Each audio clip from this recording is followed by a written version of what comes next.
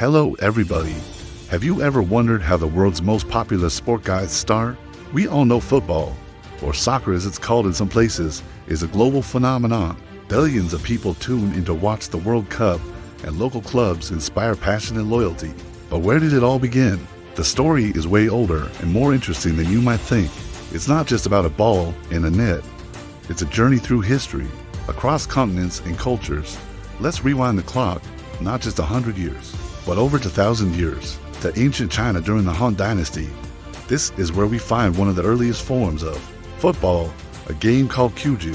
The name literally translates to kick ball. Cuju was played with a leather ball stuffed with feathers and hair, and the goal was to kick it into a small net fixed on bamboo canes. Sounds a bit familiar, right? But here's the twist. Players couldn't use their hands, just their feet, chest, back, and shoulders. So, who played Cuju and why? It wasn't just a casual kickabout in the park. Cuju was originally a military training exercise. It was designed to keep soldiers fit, improve their teamwork, and build discipline. Imagine soldiers, instead of just marching, playing the competitive sport to sharpen their skills. The game was so popular that it even spread to the imperial courts, where lavish Cuju fields were built for the emperor and his courtiers to enjoy. It was a spectacle, a test of skill, and a serious part of their culture. It was more than a game. It was a way to display physical prowess and strategic thinking, essential skills for a soldier and a ruler. But China wasn't the only place with a football-like game. Similar activities popped up all over the world. The ancient Greeks had a game called Episkairos, and the Romans had Harpastum. These games were often more violent and involved using hands, making them a bit more like rugby. They were also used for military training, a common theme we see in the ancient world. The purpose was clear: prepare young men for the rigors of battle.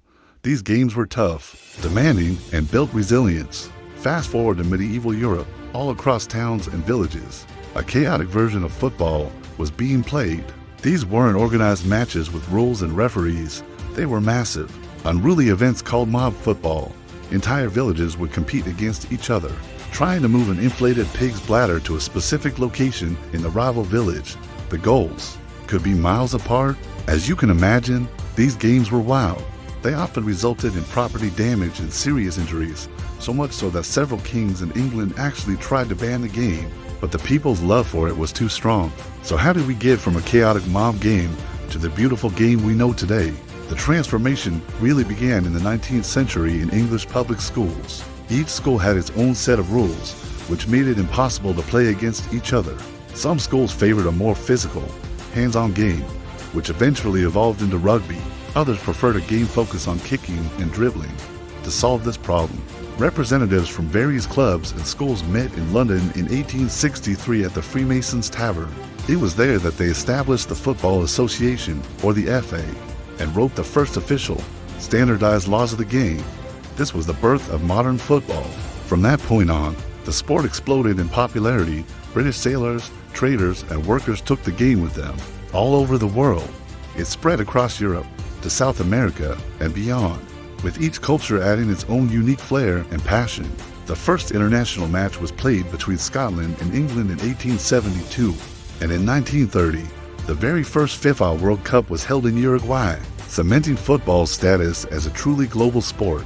From a military drill in ancient China to the grand stadiums of the World Cup, football has had an incredible journey.